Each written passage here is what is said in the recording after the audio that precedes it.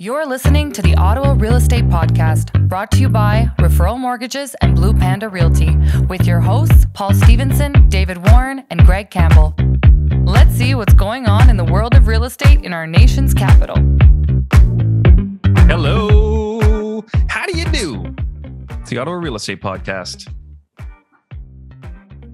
My name is Paul Stevenson. I'm here with Greg Campbell. I'm here with David Warren. And we like to talk about real estate and mortgages and whatever else happened in our weeks. I am an owner of Referral Mortgages here in Ottawa. I'm also a mortgage agent. David Warren is my business partner. He's also an owner and a mortgage agent at Referral Mortgages. And Greg Campbell is looking quite burly, very rustic today. He's a partner over at Blue Panda Realty in Orleans, and looks like he has just come out of the woods after I have multiple weeks of scavenging and foraging. I have just come out of the woods. Nice woods though. Trailer style woods. Not woods. Yeah. Speaking of which, I want to make a quick shout out to North Brew. Nothing to do with woods, but northbrew.ca. If you go to North Brew and put in the promo code podcast, you'll get 20% off your coffee orders. And a little shout out to North Brew. Thank you for your sponsorship. They're a good supporter of ours. And they also make fantastic Java. So our Blue Panda special blends just came in. If we have two blends, we have like a smooth breakfast blend called Brew Panda. Wow. Yeah. Brew Panda, and we have an espresso one called Above Asking. I like it. That's awesome. Yeah. Great choice. How was the weekend, gentlemen? What did everyone get up to? Well, mine was amazing. Obviously, it was at the Ange Gardien Campground Music Festival where my wife Anna was singing along with Max's wife Irina in the Hornets. And there was about eight bands Friday, Saturday, Sunday. It was amazing. Had some friends up there, a couple trailers, campers, kids running around, having fun.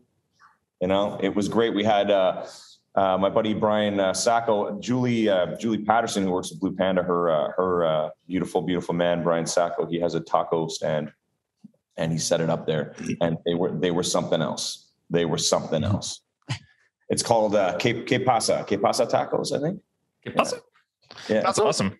So yeah, it was good. A great weekend overall. Shout out to Max Damore for hooking that campsite up and making it a beautiful place for everybody. And you guys rented an RV, right? Is that an RV easy? RV easy. It was a great experience. We got there. They come in. They set the trailer up for you. You use it for 3 days. You come back. You have to meet them there, though. Do a walkabout just to make sure that everything's okay. And then that's it. So it's like Airbnb for trailers, basically. Yeah, you can either pick them up and tow them, or you can get them dropped off. So we chose that route for this one, which was very convenient. Yeah, I mean, not having to link it up to your truck or find a truck to even tow it around with. Yeah, exactly. The old fifth wheel. Awesome. The old fifth wheel on Greg's Tucson, or right? What do you do?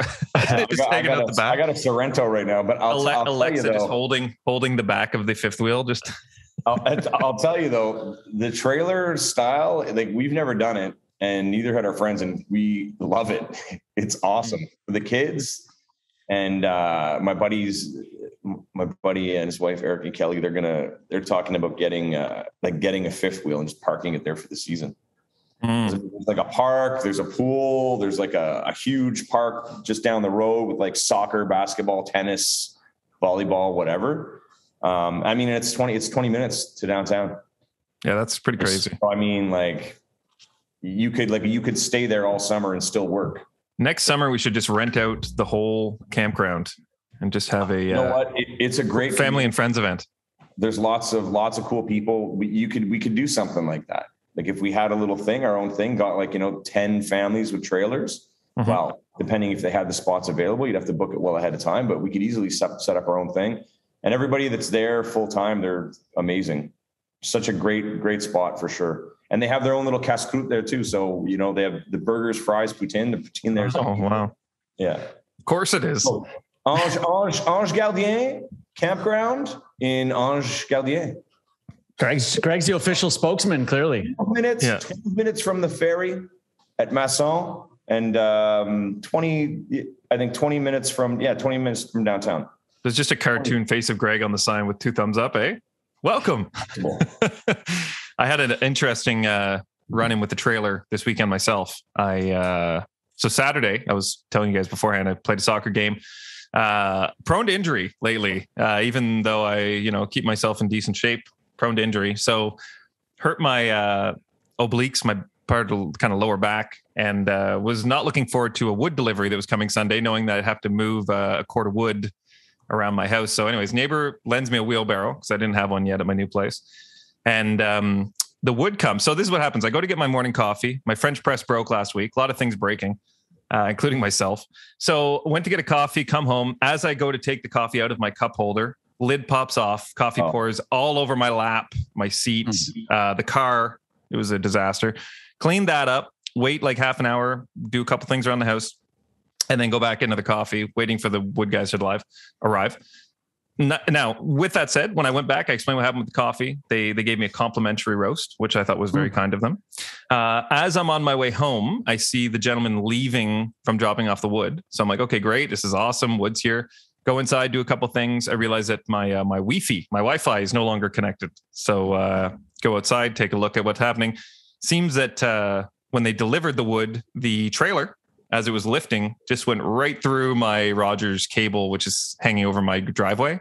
Wow. Cut it like butter, just right down the pipe. So anyways, to their credit, I emailed the owner, not looking for anything, just basically saying, this is what happened.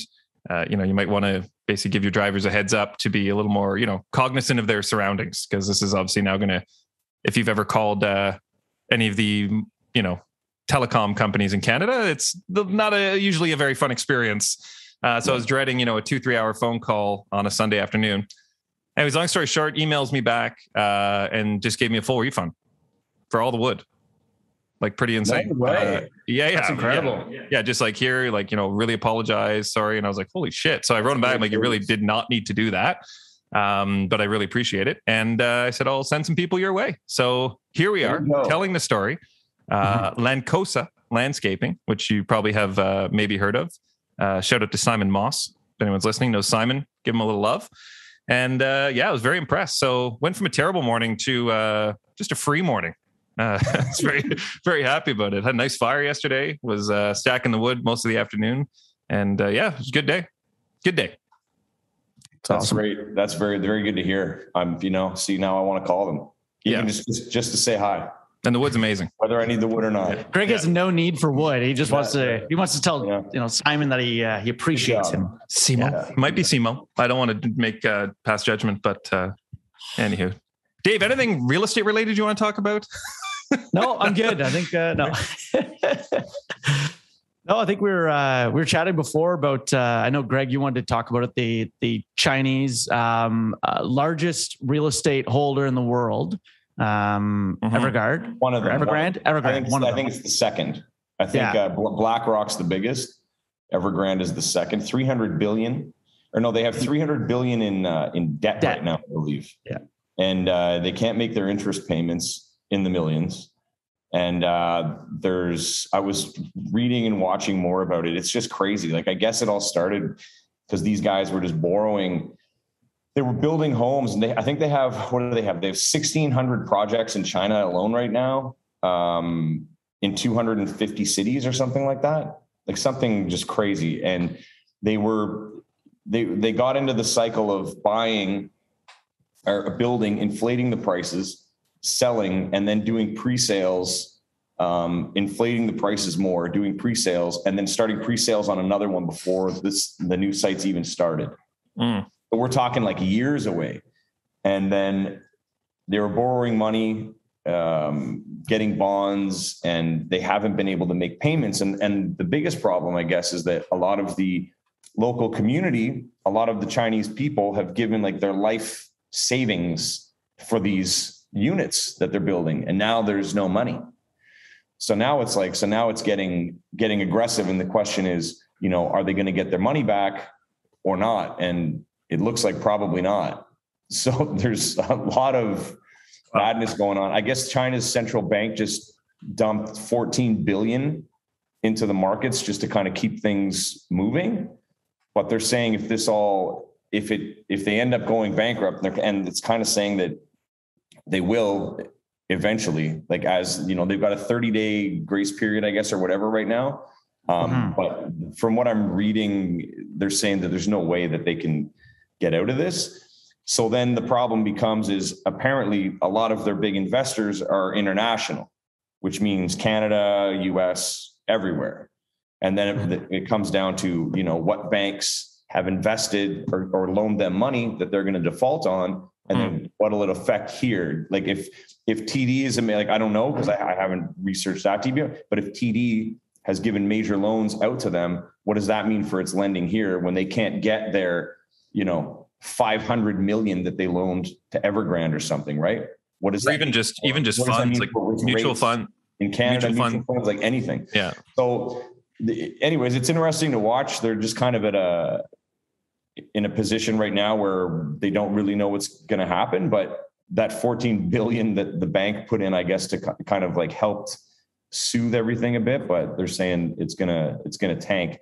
And it's similar to 2008 with the Lehman Brothers issue here, but it's not, from what I understand, it's not exactly the same, and it wouldn't be as dramatic, and especially over here, but still it's a big deal for China and for the Chinese people, because a lot of them are going to be left kind of screwed. So it's pretty sad overall. Well, that's the sort of thing where it's the classic case, you know, we talk about it on the show, like, you know, buy a house, it's an asset, pay in, but like the debt level of people, it's no different with businesses. These guys were just like making so much money.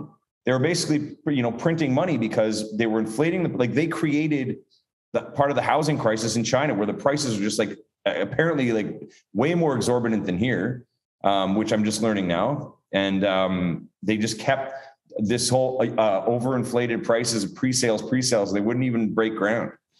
It's like, what? You know, just borrowing new project, not finish the first one, not finish the second one, not finish the fourth one. And people just keep giving money. Crazy. They even asked their employees to lend them money. They said, if you want to keep your job, loan us money. Wow. I'm sure that they also have like serious supply issues, right? With their development and so on. I mean, that's got to be a global issue. But to your point, Greg, about it affecting, kind of having a trickle effect, you know, one thing that we all know is that the investment market, at least like the stock market is very finicky, and people are very emotional. So anything like that, where you see like a large fund, like you said, like if TD or any of these larger banks that have mutual funds and investment representatives that are kind of investing into these sorts of businesses, if they start to drop or they have a massive loss and people start seeing their investments going down, then people panic. You know, a lot of people panic sell. I see those as opportunities, but a lot of people will panic sell and just start dumping, and that just kind of has a cascade effect, and everything drops even faster, right? Because everyone kind of hops on. They both the stocks and crypto markets dropped. Like they had huge spikes based on Evergrande.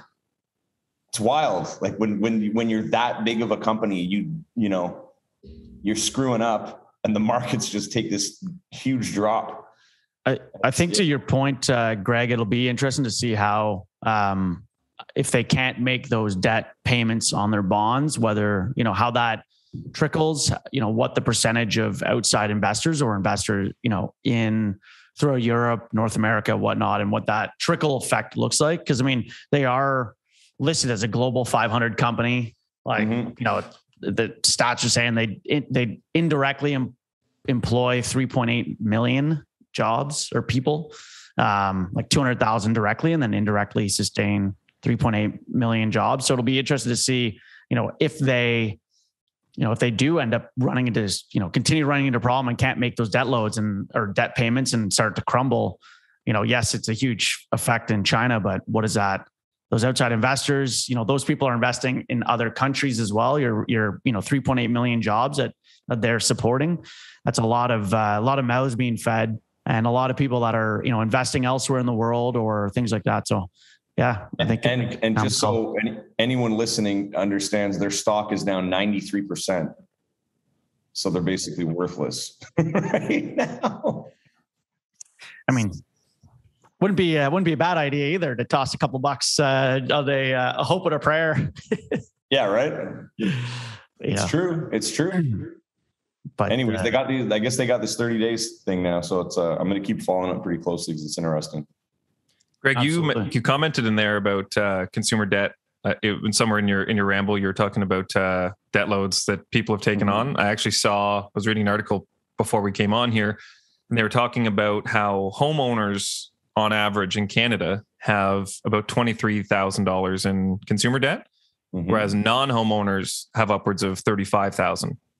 So it's just interesting to see the kind of debt loads for homeowners versus non-homeowners, and now I don't know what that is. That could very well just be, the old car loan effect. You get a job, you buy a car, there's your debt. Hey, there's your 30 grand debt right there. But it was interesting to see that homeowners have a lower debt load, other than obviously the mortgage itself, which is, hundreds of thousands. But from a consumer standpoint, the debt load was less for homeowners, which I thought was just a very interesting stat. And what did you say? 23,000 versus what? 35. 35. It's a pretty big jump. And I mean, it is a big difference. A lot of the times when we're pre-approving clients, the ones that aren't able to buy now, it's typically because of consumer debt load, car loans, student loans, credit cards, lines of credit. And I think a lot of that is just due to lack of education in how, your financial choices affect future financial choices. I know in school now they're changing the curriculum to include that sort of credit education, which is great. But that's definitely not something we were educated on growing up. No. And when every company just tossing credit cards at people and lines of credit and and charging upwards for, a Bay credit card at 29%. It's become pretty hard pits to dig yourself out of. I know. I love the cards where it's like, get this card today, you get rewards. You'll get points next time you shop, and it's like interest 29%. Yeah. Who cares about the rewards? You'll get 0.01% of your purchases back. Yeah. We're going to charge you 30% for that luxury, Yeah. And then that's what happens, right? You get a big debt load, and then you look for solutions, and then maybe you're paying a solvency company or something to kind of, for a consumer proposal. And then that obviously kind of, rolls into other stuff. So yeah, very interesting. And obviously, if you are, for anyone who's listening, who's kind of getting into the employment world, I guess, career world, you're in your early 20s, you're kind of graduate university, you're getting into the market, have a chat with us first. I mean, even if you're looking to buy in 5 years, just to we're more than happy to just kind of explain the implications of some of these things and what to keep your eyes out for as far as, getting into the finance world. Obviously, once you start making money and you have a job, everyone's going to start throwing stuff at you, right? Like Dave said, you'll start getting stuff in the mail. Everyone's sharing your information. Everyone knows, how much you can afford and so on. So I predict a lot of insolvencies over the next year. For sure. Lots. I know that they're going up. I predict they're going to go up even more. Yeah. Especially as long as the government just keeps giving out money. So I was going to say, it's when it finally stops, it'll just be a nightmare. The divide is quite, it feels like it's spread. It feels like the universe, it's expanding every day between, those that are currently unemployed and those that are gainfully employed. But those people that, that are relying on the government currently, that's eventually going to dry up, I would assume. It blows my mind how many restaurants signs I see around town saying hiring all positions. Mm-hmm. Chef, line cooks, servers, bartenders, I see them everywhere. Yeah. Hiring all positions. It's like, wow, some people don't want to work. But hey man, whatever. Do you, guy, do you? Had a question this week. I wanted to touch on it quickly, just talking about still lots of questions, obviously always about variable versus fixed and, where rates are at, how things are going, where are they heading, et cetera. It's a daily conversation for us, obviously, in our industry. But I've been asked a lot more recently about variable versus fixed. And if you're able to, people that are in variable wanting to kind of switch over to the fixed, just thinking that rates are going to continue to go up.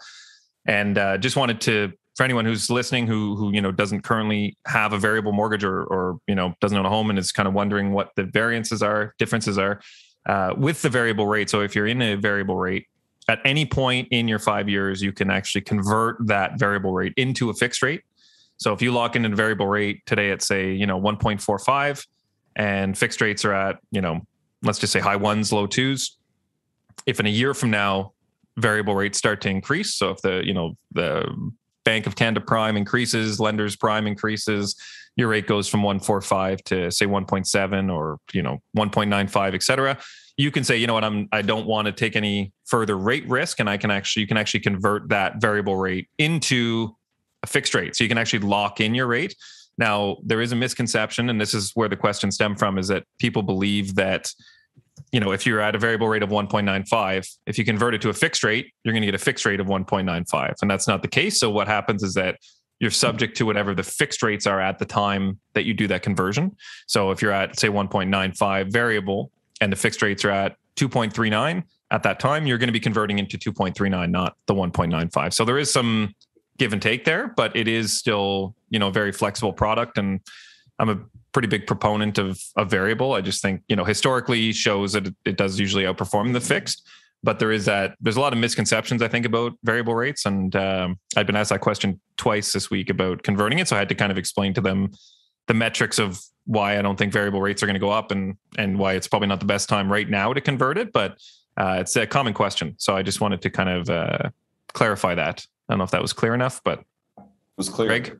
Yeah, I know Dave understands. So Greg, if there's anything in there that I liked it, it's good. A lot of people don't know these things. Yeah, it's funny. Like just basic stuff should be explained, but we all know when we're sitting down with people getting involved in this, in the business of real estate, it's very emotional, and a lot of things just kind of go in one ear and out the other. All they want to know is the bottom line and what to do to get the house. It's not everybody pays attention to all that stuff, but it needs to be overly explained, I find.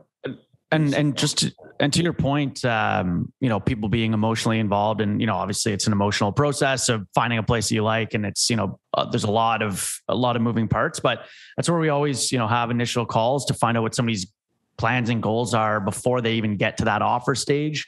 Yeah. During that pre-approval standpoint, our process, have the conversation explaining, fixed versus variable, et cetera, and explaining, down the road, they don't want to think about penalties or anything like that, or not living in that house any longer, or something going wrong. But those are conversations that need to be had up front, because there are huge differences in penalties and things like that between, fixed and variable, or even fixed between different banks, and so certainly, looking at that, when the statistics show that, 66% of people are lasting till the end of their 5-year term, and that's not just, people just think like, oh, well, that's if I just sell and, walk away. But that's if you're refinancing to maybe pull out some money to do an addition, or to renovate, or do some landscaping, or you want to consolidate some of that consumer debt into your mortgage because it's a lower payment. Marital breakdowns or partner breakdowns. Like, these are all things you don't want to think about when you're buying a home, but there's certainly things that you need to be cognizant of and take into account. It's for sure. But anyways, speaking of being emotional and about buying homes, why don't we look at some new listings? Ladies and gentlemen, I'd like to introduce to you 93 Adeline Street in Ottawa's Little Italy neighborhood. This 3-bedroom home is steps away from Preston Street. Shops, restaurants, Dow's Lake, parks, bike paths, and more. Bright and spacious throughout, featuring light hardwood floors on both levels. An open concept living dining room, large kitchen with access to the backyard, 3 good-sized bedrooms, and a 4-piece bathroom. Enjoy the private backyard with a 2-tier deck that is absolutely perfect for barbecues and entertainment. Enjoy everything Preston Street has to offer. Get most errands done by foot. New roof on the house in the garage just last August. It's a must-see, perfect investment opportunity, or just ground level for someone trying to get into Preston Street, Ottawa's Little Italy neighborhood. Give us a call today. 699-9, Blue Panda Realty, Greg Campbell, right here. 10 seconds left. Oh my God, I'm still going. The clock. Came back. I didn't realize that. I guess I'm just talking too fast. Anyways, guys, this is a great little spot. It does have a detached garage in the back, and it's one of the only in the neighborhood. That was perfect. Wow. That was well done. Yeah. Right on time. There once or twice, I think. The old buzzer beater. Yeah, that was right at the horn. Steph Curry. Okay, so we got another one here. All right, up next, we got 128 Marissa Avenue, brought to you by Thomas Desjardins, another agent at Blue Panda Realty.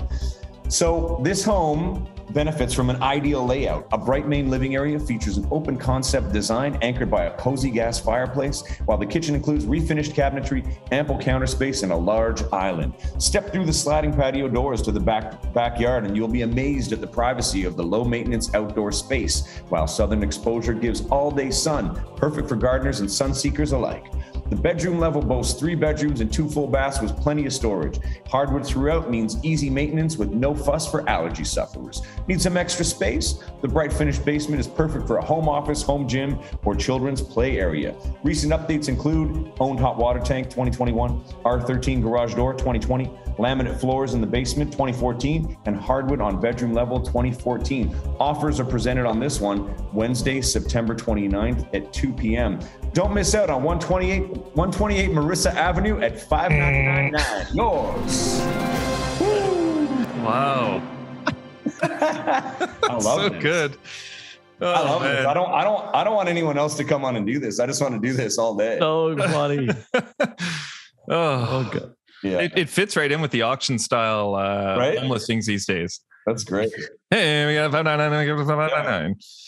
I That's thoroughly awesome. enjoyed that. Speaking of home buying, another fun stat that I read early this morning. This was in the Ottawa Citizen. It was a lot of people are basically saying that they're looking to buy, but they're also looking to move for renters, and they want more space inside and outside. So the stat by Finder.com, people may not have heard of them. They basically showed that nearly half of Canadians were planning to move in 2021, which is a pretty large number. And the number one thing that they said they wanted in the next home, whether it's a rental or buying, is just to have bigger. So they want to basically have, a bit more room outside and so on. So according to the report, top 5 factors Canadians wanted in the next home. You guys want to try to guess them, or you want me to just tell you? No, Just tell me. Just tell me. Larger square footage, an elevated, more luxurious style. So just, standard upgrade from where they're currently living, a more spacious yard, a driveway or garage, and a low crime neighborhood. Those are the top 5. Top 5. Size matters, apparently, to Ontarians. Those are the top 5 that's Canada. That is for Canadians. Yeah. Yeah. Makes sense. And home office. That's a big thing now. Yeah. 24% of Ontarians want a home everyone office. I'm shopping with right place. now is looking for a home office. Yeah. It's something to think about now. We live in the ocean. We got waves coming every couple months. We need to be prepared for those. Wow. Get our life vests. Wow.